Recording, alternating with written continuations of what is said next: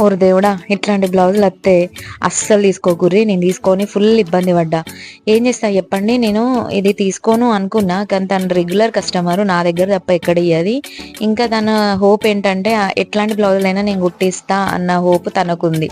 అంటే తను అన్నదన్నమాట, నేను ఇది కుట్టనురా అని అంటే, లేదక్క నువ్వైతేనే కుడతావని తీసుకున్నా. నేను సారీ చూసి తీసుకోలేదు, బ్లౌజ్ కోసమే సారీ తీసుకున్నా. సో నాకు అడ్జస్ట్ కుట్టి అక్క ప్లీజ్ అని అంది. సో తనని కాదని లేకపోయినా అట్లానే నేనైతే ఫుల్ ఇబ్బంది పడ్డా.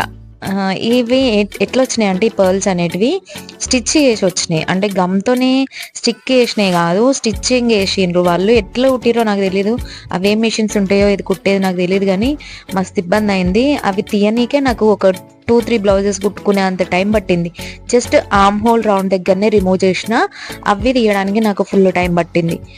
ఇంకా సైడ్ జాయింటింగ్ అప్పుడైతే హ్యాండ్తోనే స్టిచ్ చేయాల్సి వచ్చింది. మన క్లాత్ ఉన్న వరకు మిషన్ మీద స్టిచ్ చేసేసి మిగతాదంతా హ్యాండ్తో కుట్టిన. అది కూడా మస్తు ఇబ్బంది అయింది, సూది అనేది అసలు ఈగలేదు, చాలా